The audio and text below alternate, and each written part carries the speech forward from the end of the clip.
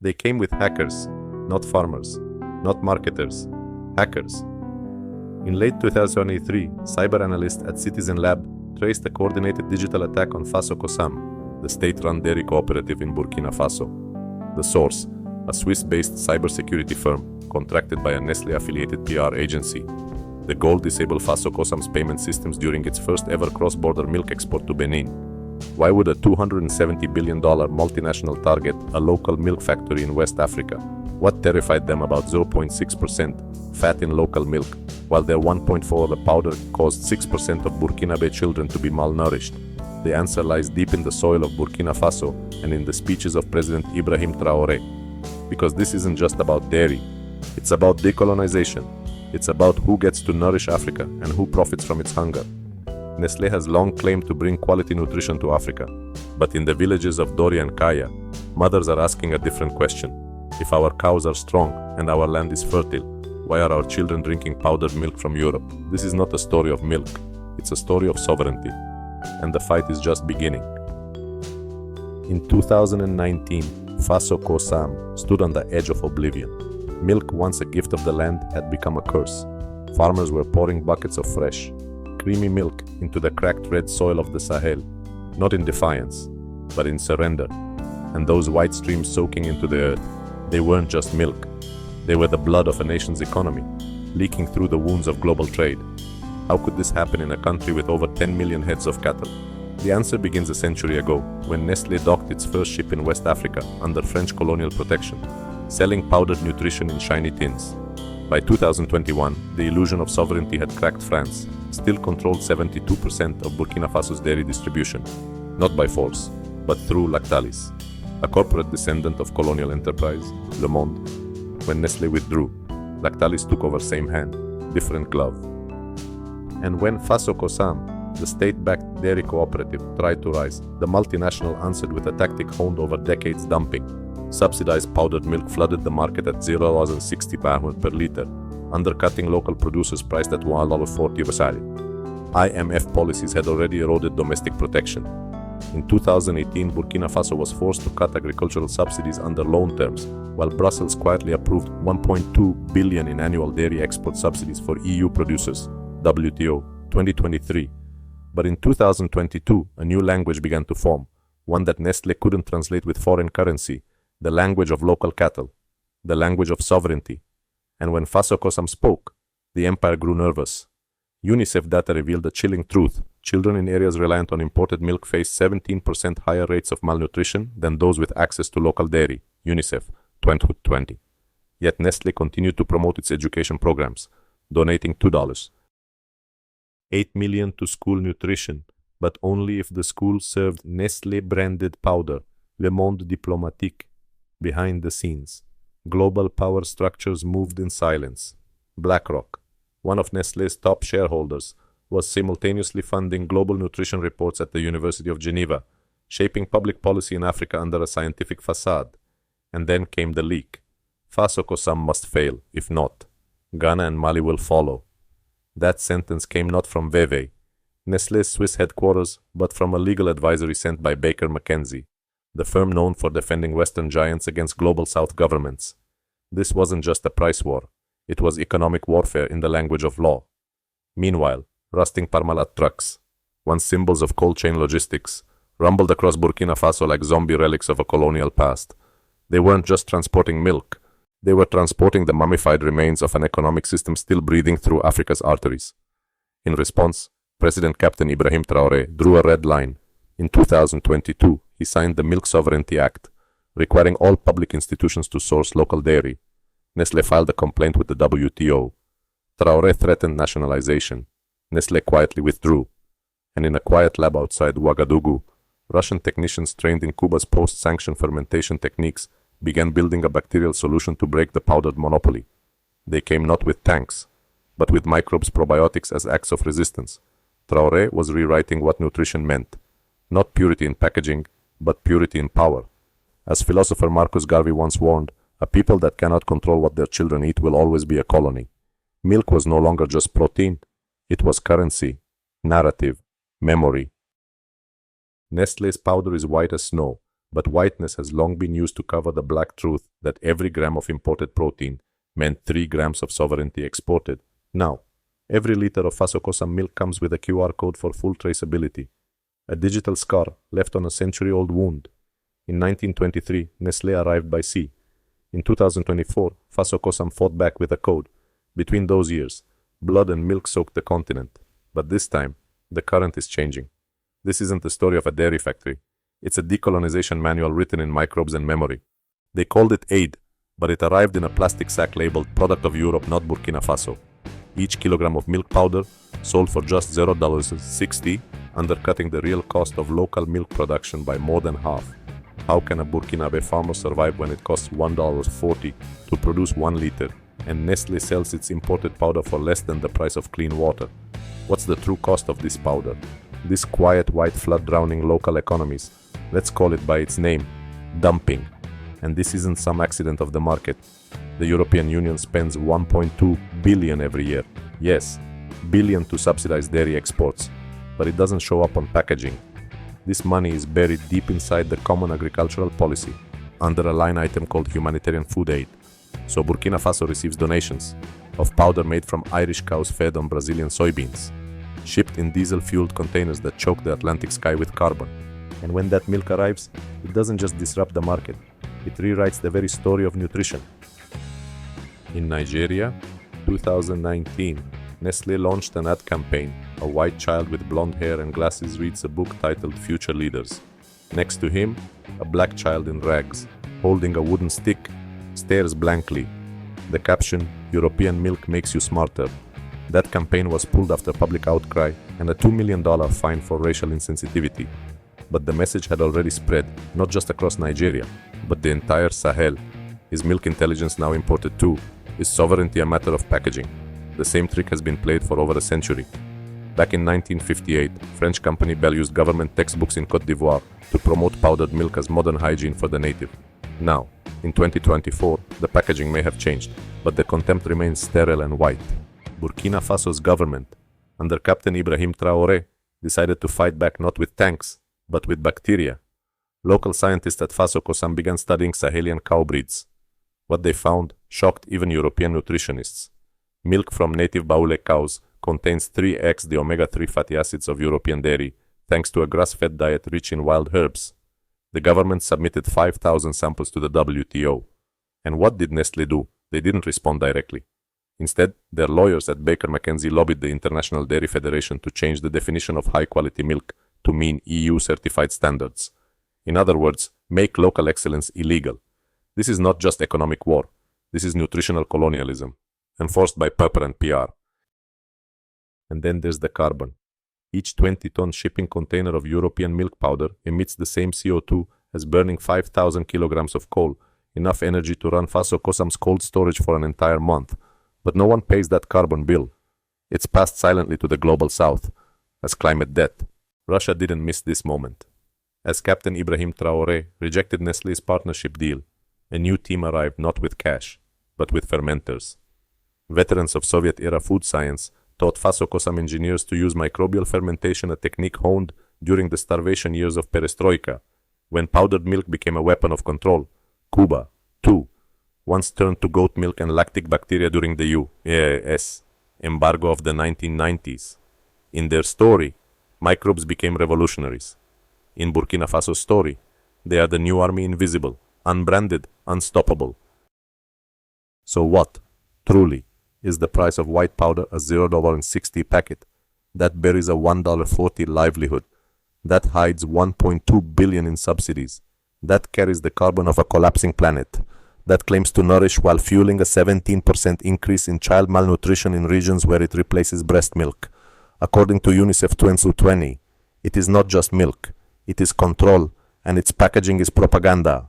They thought they could dissolve Africa's memory into warm water. But milk is more than nutrition. It is cultural immunity. It is ancestral recall. And you cannot boil memory out of a people. It didn't begin with bullets. It began with barcodes. In 2023, as Faso Kosam teetered between national pride and corporate annihilation, Burkina Faso did not send soldiers to defend its milk. It sent lawyers. President Ibrahim Traoré, flanked not by generals, but by agronomists and trade negotiators, launched one of the most daring legal offensives ever mounted against a multinational food empire: a 35% import tax on powdered milk, a total ban on comparative advertising that portrayed African milk as inferior, and perhaps most explosively, a 0% tax incentive for all local milk cooperatives. This wasn't just policy. It was retaliation with a signature and a seal. But Nestlé didn't go quietly. They filed a complaint with the WTO, accusing Burkina Faso of violating free market principles. The subtext was loud and clear. How dare an African nation write its own rules, and yet wasn't it Europe that paid $1, $2 billion per year in milk subsidies under the Common Agricultural Policy? Wasn't it France that defended Lactalis's market share with government-backed credit? Why is it called strategic protection when Europe does it, but economic nationalism when Africa does? Is sovereignty still a privilege reserved for the global north?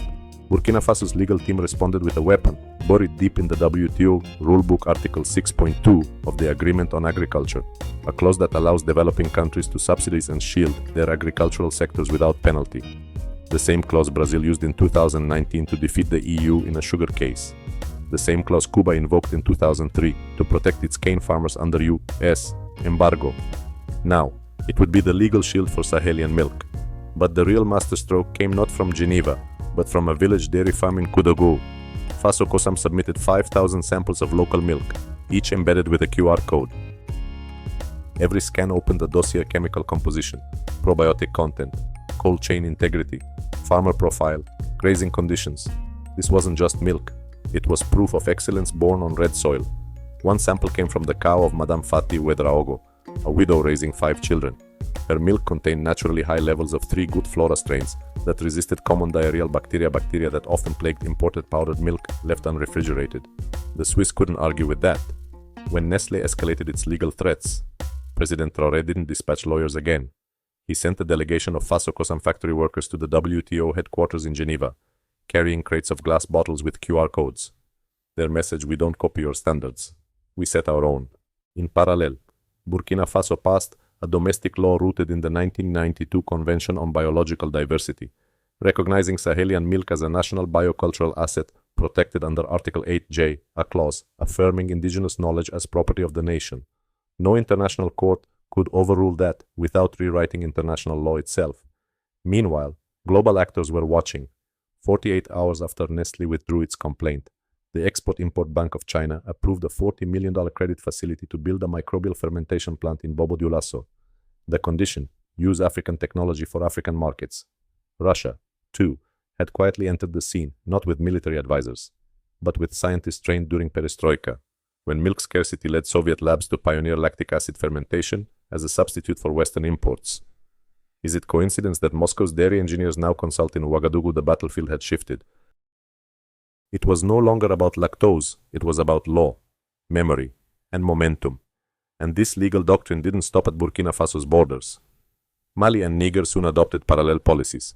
They formed what regional economists now call the Sahel Dairy Belt, a coalition of nations refusing to ratify EPI treaties with Europe unless local milk received constitutional protection. Even propaganda backfired. A 2019 Nestlé poster in Nigeria showed a blonde-haired, white baby reading a book, next to a dark-skinned African boy herding cattle. Below, the slogan "Nutrition flows southward." The ad was pulled within 72 hours, but not before it flooded WhatsApp across the continent. The damage was done. The contempt was visible. Senegalese psychologist Awa Wade later remarked, "These ads activate the guardian complex, the subconscious belief that nourishment must come from the colonizer."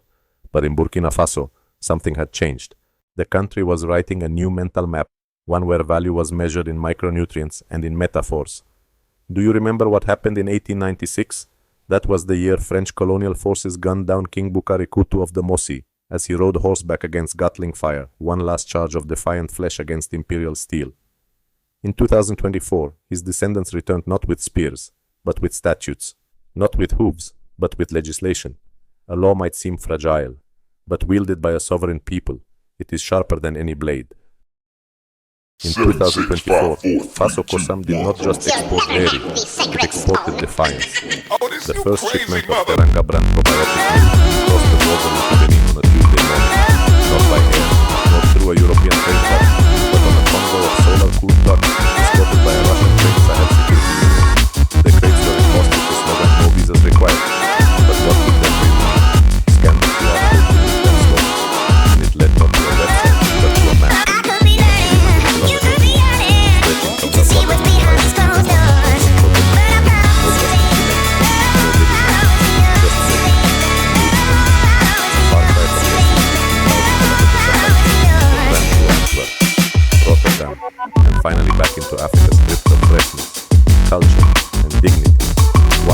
Faso Kosam, choose 300 kilometers. Because 300 kilometers was also the distance from Ouagadougou to the Ghana border, where, in 1946, French colonial soldiers opened fire on Burkina farmers protesting attacks on milk. They died for dignity. In 2024, their grandchildren sent bottles of freedom in their name.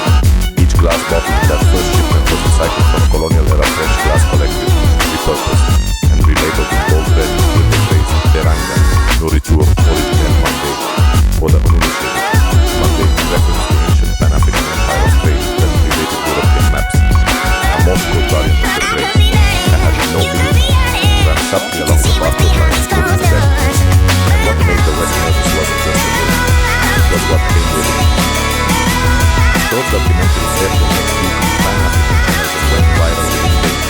15 Tartarian processed 300 kilometers split-screen footage of a Nestlé container ship belching smoke into the Atlantic, set beside a Faso Kosam delivery wagon pulled by donkeys across a green Sahelian pasture. Same product, different worlds. Which one looks more sustainable? Nestlé had long championed its Net Zero 2050 pledge, flaunting A+ ESG ratings from MSCI and Sustainalytics. But the fine print told a different story. Their flagship factory in Ireland, whose dairy cows emitted methane equivalent to 4 vehicles per head, EPA, 2023, relied on carbon credits from reforestation programs in Scandinavia forests, now dying from acid rain caused by Dutch dairy emissions. Nordic Environmental Watch, 2023, Faso Kosam. It ran on biogas harvested from cow dung. Its pasteurization units used Russian-engineered solar purification. Yet international ESG ratings labeled the company high risk for not publishing English-language sustainability reports. Why? Follow the money. 63% of ESG analysts covering Nestlé had received funding from the Gates Foundation, a strategic partner in Nestlé's Global Nutrition Framework Corporate Accountability Lab. 2024, even more damning, BlackRock, Nestlé's second-largest shareholder, owned 18% of MSCI ESG research. In other words, the polluter grades itself and gets a gold star. It didn't stop there. Investigative reports by a Burkinabe Ecuadorian media coalition exposed Nestlé's packaging scheme in Ghana. Powdered milk imported from New Zealand, repacked in Accra, relabeled Made in Africa. Legal under WTO last touch rules, but ethically bankrupt. Each mislabeled container dodged $2.3 million in import taxes, money that could have built 12 local dairy processing plants across West Africa Tax Justice Network. 2024. Ask why. A Ghanaian plant manager wept on camera. We either play along or we lose our jobs. And while Faso Kosam was launching dairy diplomacy in Benin, a country where France and Russia were already vying for uranium rights, its Teranga cheese quietly won Best Regional Dairy Product at the Dakar Agro Fair. Le Figaro's headline, a surprising discovery from Africa. As if African excellence still required a disclaimer, Burkina Faso's Ministry of Communication struck back on Twitter with a meme, a confused 19th century French explorer staring at the Eiffel Tower with the caption, also, a surprising discovery. Meanwhile, Faso Kosam had already infiltrated Western media. A Netflix documentary series titled The Dairy Dealers premiered that month, funded anonymously through a Burkina Faso media startup. Episode 5, directed by a Malian filmmaker, juxtaposed the supply routes of Nestlé with the Sinaloa cartel. A slow-motion scene of powdered milk being mixed mimicked heroin preparation in Narcos. Nestlé sued. The case was dismissed under EU copyright law. Parody is protected. Back home, the company's financial department ran its own counterstrike. All cross-border payments for Teranga milk were conducted through FCFA Digital, a blockchain-backed digital currency issued by Burkina Faso's central bank. It was the first real test of monetary independence from Paris. Each dairy trade became a cryptographic rebellion. By mid-2024, Goldman Sachs quietly reported that 73% of Nestlé Africa's profits were being routed through Luxembourg legal. Yes, but a shell game of post-colonial extraction. Was Faso Kosam just selling milk, or were they minting a new kind of currency? Captain Ibrahim Traoré said it best. Our cows produce more than milk. They produce sovereignty. As the rains began to fall on the port of Cotonou, crates of Teranga milk were loaded onto ships. Not with flags, not with tanks, but with purpose. Because in 1880, French troops stole over 4,000 tons of gold from the Abomey Palace in Benin and shipped it to Marseille. On that same route in 2024, Africa returned not with gold, but with the power to nourish itself. They don't just sell milk, they rewrite history. And in that story, Africans are always the ones who don't know how to pasteurize. In February 2024, a widely circulated article in the Times authored by a former BBC journalist warned that Burkina Faso's artisanal dairy sector does not meet modern microbial standards. At first glance, it seemed like a neutral technical statement, but a leaked contract from Nestlé revealed something darker.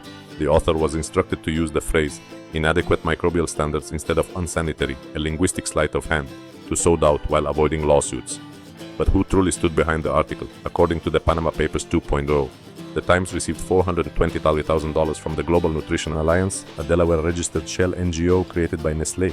Meanwhile, the journalist was paid $15,000 via a shell company in Cyprus, coincidentally the same address used in the 1970s by former WHO officials linked to a powdered milk scandal that killed 324 African infants, UNICEF archives. Further digging by the ICIJ in 2024 revealed a larger operation. Nestlé funnels over $7.2 million annually into nutrition communications, using 18 shell companies spread across the British Virgin Islands, Luxembourg, and Delaware. Charity becomes profit, doubt becomes doctrine. But Faso Kosam did not stay silent. They fired back with film. The Netflix docuseries, The Dairy Dealers, directed by a Malian filmmaker, flipped the script. Episode 4 revealed how Nestlé instructed its Ghana staff to wear white lab coats appearing as medical professionals while distributing milk in schools. The visual manipulation was intentional to trigger the subconscious trust in white-coated authority. But the documentary didn't stop there. In a chilling scene, powdered milk dissolves into water like heroin in a Narcos episode. The trailer hit 8 million views in 48 hours. This was no longer entertainment. It was the cinematic indictment of a century of colonial photography. Nestlé responded the only way it knows how, with a lawsuit. But this time, it lost. The European Court of Justice dismissed the case under Article 17. Article 17 of the EU Charter of Human Rights. The same clause that protected Charlie Hebdo. Faso Kosam's lawyers even submitted a 1958 caricature from Nestlé, depicting Africans as gorillas drinking from a puddle, a historical record of systematic mockery. Now, that mockery was being met with art. And art had the law on its side. Online, the hashtag #NoMiddleman ignited. At first glance, it seemed like just another slogan, but activists revealed it was Morse code for Neo Mayem, Nourriture Originelle Mande, Original Mande Food, a call to reclaim indigenous names, recipes, and dignity. In the viral TikTok challenge 15,000 km versus 300 km, Michelin-starred chefs across the global south replaced French cheese with teranga cheese, tagging Naher, decolonize your palate. The result: the hashtag trended on French Twitter for 72 consecutive hours. Each time a video crossed 1 million views, it unlocked a 3D map of 14th century milk roads under the Mali Empire, proof that Africa once had sophisticated supply chains before it was colonized. Still think media is neutral? Look at the money. Ford Foundation gave $3 million to support African education. But in 2023 alone, it earned $28 million in dividends from Nestlé, enough to build 560 schools, or buy 1.2 million cans of formula milk to feed those same students. JP Morgan, meanwhile, used profits from Nestlé Africa to fund racial justice campaigns in the U.S. According to Bloomberg, $0.23 of every dollar received by Black Lives Matter in 2023 came from Nestlé's African operations. So tell us who paid the price for that justice, and then came the camera. Not a red Komodo, not a Canon C300, but a home-assembled rig, built by Faso Kosam engineers and high school students in Ouagadougou using spare electronics. Each frame they captured was a bullet through colonial gaze. Each zoom was a reclaiming of sight. As Malian photographer Malik Sidibe once said, colonialism began with a photo when the invader forced us to freeze in their frame. Liberation also begins with a photo when we snatch the camera and shoot the jailer. In 1895, a French photographer took the first image titled "Savages Drinking Fresh Milk," using a slow exposure camera that made entire African villages stand frozen under the sun for 3 hours. In 2024, a 12-second iPhone clip of a barefoot Burkinabe boy drinking milk from his father's cow went viral. It wasn't just a video, it was a death sentence for a century of colonial optics. As Senegalese poet Léopold Sédar Senghor once wrote, "When we possess our own gaze, the last prison wall collapses." And as filmmaker Ousmane Sembène warned, "When we hold the camera, we hold the gun. The cows bellow, the camera whirs, history raises its head." In 1985, President Thomas Sankara stood before a crowd in Ouagadougou and raised a glass of fresh local milk. Not powdered, not imported, just milk warm, real, from the cows of his people. That moment was defiance in liquid form. He declared a national local milk day, banning imported milk for 1 week each year. France responded immediately with sanctions. 2 years later, just 72 hours before he was assassinated, Sankara signed a fax decree permanently banning milk powder imports. Scribbled at the bottom were the words, "The enemy of local milk is the enemy of the people." Declassified French archives, 2021. That document was the last he ever signed. Now, nearly 40 years later, Captain Ibrahim Traoré stands in the same city and revives the same fight. In 2023, Burkina Faso passed its National Nutrition Sovereignty Law. It mandated that all public institutions prioritize locally sourced dairy. That same week, French banks in Ouagadougou suspended cattle loan programs without explanation. Was it coincidence or déjà vu? If Sankara had lived to see this, would he have felt pride or would he have warned? The empire always rewrites the playbook when the audience starts to applaud the rebel. Traoré did not just revive Sankara's legacy, he upgraded it. While Sankara distributed milk by bicycle under embargo, Traoré is building solar-powered refrigeration trucks, probiotic laboratories, and biometric cattle tracking systems. He did not just call for food sovereignty, he's funding it, bottling it, and exporting it across the Sahel. Outside a Faso Kosam lab in Kodougou, a 19-year-old girl prepares a sample of yogurt for probiotic analysis. She is the granddaughter of a soldier who once guarded Sankara's compound. On the wall behind her is a photo of her grandfather riding a bicycle cart full of milk. When asked what she'd say to Sankara today, she smiles and replies, "I wouldn't say anything. I'd just ask him to taste this. It has 5 strains of microbes the French don't own the patent to." But this is not just a battle of memories, it's an economic war. The European Union spends over $58 billion annually subsidizing its agricultural sector 12 times Burkina Faso's defense budget. And yet, when African countries like Burkina Faso protect their own markets, the IMF calls it economic nationalism. Worse, under the EPA trade agreement, 0.5% of the tax on African goods entering Europe is funneled back into EU dairy subsidies. So, African farmers are literally helping finance the milk that puts them out of business. Why is a Burkinabe cow worth less than a European one, if not for the colonial logic baked into our global food system? Still, the spirit of Sankara is not just rising in policy papers. It's embedded in the machines, the songs, the code. Faso Kosam now uses drone surveillance programmed with Cuban open source code, the same resilience logic Havana used to survive decades of youths. Sanctions. Solar-powered radio vans across rural Burkina now broadcast the Song of the Cow, an old Sankara revolutionary anthem, remixed with electronic drums by a new wave of Burkinabe artists. Even the expiration date on the milk cartons is political. People talk about revolution like it's something that happens in the streets, says a former Sankara soldier, now 90 years old. But when I see a school lunch with milk from our cows and no white label, I know this is the war my grandchildren are winning. So we must ask, if Sankara stood in Faso Kosam's cold storage facility today where thousands of milk bottles are stacked to form the map of Africa, what would he say? Would he say, "You finished what I started," or would he whisper, "The real battle has just begun," because make no mistake, the empire is watching. When Faso Kosam began exporting to Mali, France quietly lobbied the WTO to reclassify Burkinabe milk as non-compliant, a new kind of embargo, a new kind of war. In 1985, Sankara held up one single cup of milk symbolizing scarcity, dignity, and defiance. In 2024, Faso Kosam's refrigerated warehouse contains over 200,000 bottles, each one a declaration of sovereignty. As filmmaker Ousmane Sembène once said, "When we hold the camera, we hold a weapon."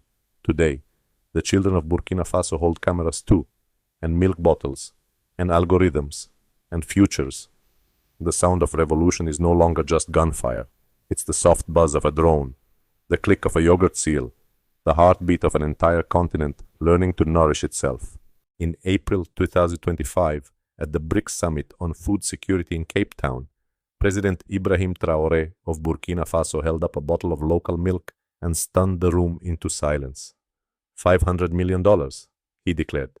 That's what we need to build Africa's dairy belt, not from the IMF, but from our brothers. The room listened.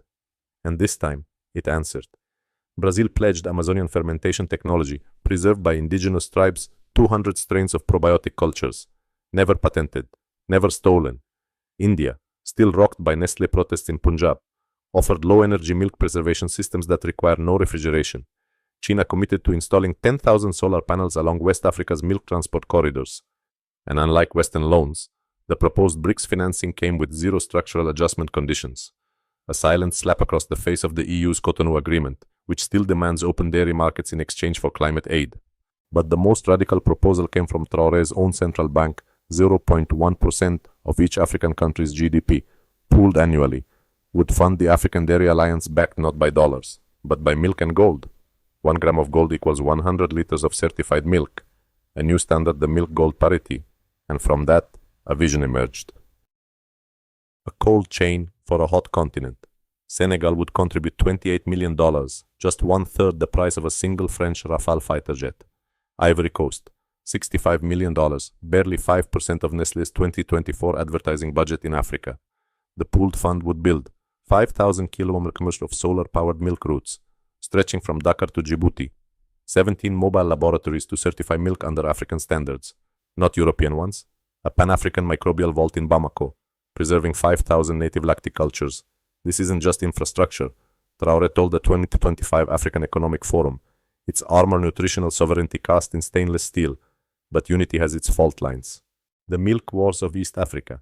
In March 2025, Ethiopia accused Kenya of dumping milk powder into Somalia at 0.55 cents per liter, 40% below the cost of fresh local milk. Kenya retaliated by blocking 300 Ethiopian milk tankers en route to Mombasa port. But behind the headlines lies a deeper betrayal. 78% of Kenyan milk powder is actually imported from New Zealand, repackaged in Nairobi by Brookside Dairy, a company quietly acquired by Lactalis France in 2022. Meanwhile, Ethiopia applies a 35% tariff on imported dairy, except for EU milk, thanks to the everything but arms loophole. Resource nationalism will kill Africa's future, warned South African President Cyril Ramaphosa. We cannot repeat the mistakes of the oil era, and yet the fractures grow. New currencies, old ghosts. The alliance proposed a new currency, FCFA, Franc de la Communauté Fromagère Africaine. Its value pegged not just to gold, but to 1. Omega-3 content in milk. 2. Daily sunlight hours for pastures. 3. Percentage of women in every stage of production. Blockchain confirmation requires 5 farms across 3 countries to verify every transaction. Milk, trust, and sovereignty intertwined. Meanwhile, BRICS floated a new global tender unit, 30% backed by African dairy production.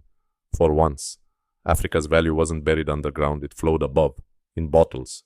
But the West struck back. The empire fights with labels. The European Commission unveiled its Sustainable Milk Agreement, a climate aid for market access deal that Oxfam has called a green colonial treaty.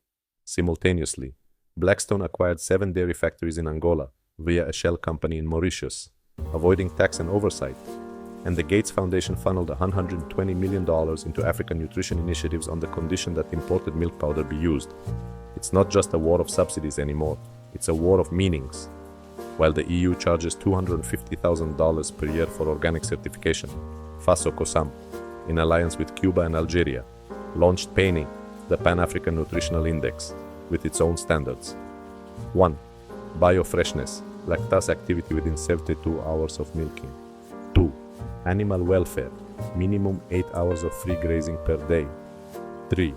Women's labor share, at least 60% female employment in the chain. They claim their standards are gold, said Algerian Minister Abdelmonem Belati. But Africa's gold doesn't need to sparkle like theirs. A map made of milk. In a 20-degree freezer in Ouagadougou, 10,000 milk bottles each, bearing the flag of a different African nation, formed the outline of the continent. President Traoré faced the camera. If each nation pumps alone, we survive. But if we churn together, we prosper. Outside, trucks bearing the African Dairy Alliance logo roared to life. Across their hoods, in bold Bambara script, good milk doesn't need distant fridges, it needs warm hearts that sweat together. And in the far corner, a 9-year-old girl daughter of a Faso Kosam worker gently affixed a label to the first export bottle bound for South Africa. It read, "Made by Africa, defined by Africa, for an Africa that never asks permission." If Faso Kosam could make Nestlé tremble, what does that say about the real power of sovereignty? This wasn't just a story about milk. It was about reclaiming what had always been stolen: dignity, definition, and direction. Burkina Faso didn't just build a dairy company. It revived a buried legacy. It resurrected Sankara's ghost from the silence of embargoes. It transformed the white powder of dependency into the white gold of resilience. And across Africa, people began to ask, what else have they told us we can't produce, when President Ibrahim Traoré held up that bottle and asked BRICS for help? Not charity, but solidarity. It wasn't a speech. It was a declaration of war. A war for the right to nourish ourselves. A war for the right to define quality, not by Brussels metrics, but by African realities. And in that war, every drop counts. So what now? First, support local agriculture. Just $50 can fund a solar-powered milk cooler in a rural co-op. The AgTech Sovereignty Fund is turning mobile fridges into mobile freedom. Second, follow independent African journalism. Platforms like Africa Report and Semaphore Africa are breaking the monopoly of European narratives. They are telling our stories before someone else mislabels them. Third, share this video, because Pan-Africanism is no longer a theory, it's a glass of milk, and someone, somewhere, needs to taste that truth. Burkina Faso didn't ask permission, and neither should you.